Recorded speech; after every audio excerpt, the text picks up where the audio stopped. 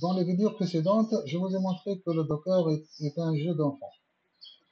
Dans cette vidéo, je vais montrer également que Kubernetes n'est pas assez difficile, autant difficile que ça.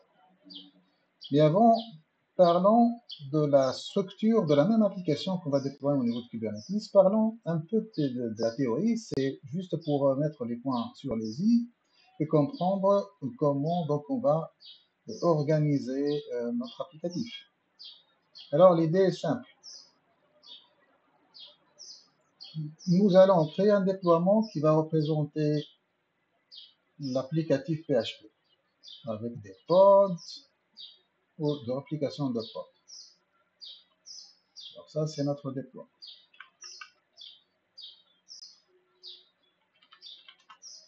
Nous allons également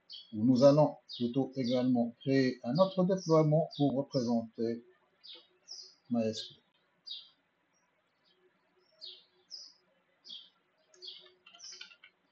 Pour assurer la communication entre les deux déploiements, toujours au sein du même cluster Kubernetes, là on va juste, pour que ce soit clair, dessiner les contours. Ça, c'est le cluster Kubernetes.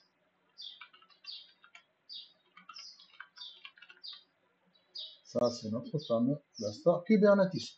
Alors, la première chose à faire, c'est d'exposer MySQL pour que ce soit visible et exploitable via le déploiement PHP. Donc, nous devons avoir donc un service de type cluster API qui assurera cette exposition, cette mission. C'est un cluster API. C'est un service.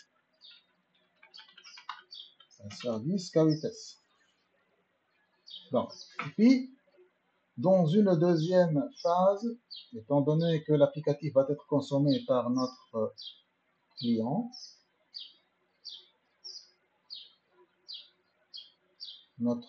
gâté, ça c'est notre client chanceux de pouvoir consommer notre application. Donc, nous devons également exposer ce déploiement PHP via un autre type de service. En fait, il y a deux types, soit le load balancer. Mais le load balancer, nous l'utilisons lorsqu'il s'agit de cloud. Donc, ici, nous utilisons un cluster Kubernetes AKS, EKS, GKS. Donc, il nous fournissent une sorte de service donc, de type balancer, load balancer. Mais pour notre cas, étant donné que nous utilisons Minikube, ou même KubeADM si vous voulez, nous allons utiliser un autre port. N'oubliez pas que le node port, c'est un type de service qui permet une plage ou nous permet d'utiliser une plage définie réduite de ports entre 30 000 et 32 767. Donc ça, c'est un inconvénient peut-être pour le node port. Bref, voilà notre architecture auquel peut-être nous allons ajouter pour tout ce qui est mot de passe et secret. Probablement, on aura besoin d'un secret.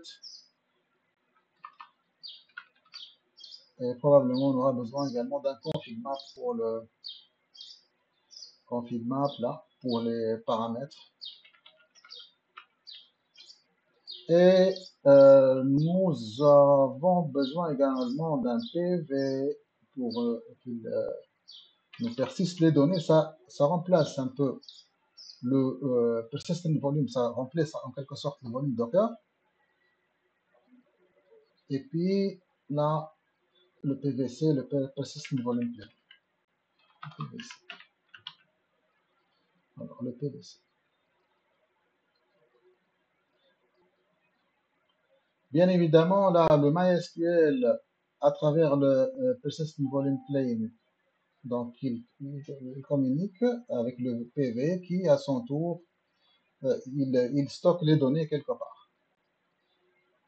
que ce soit dans l'essentiel que les données doivent être stockées en dehors du cluster au cas où nous perdons le cluster, nous conserverons toujours les données sont conservées intactes. C'est ça l'idée.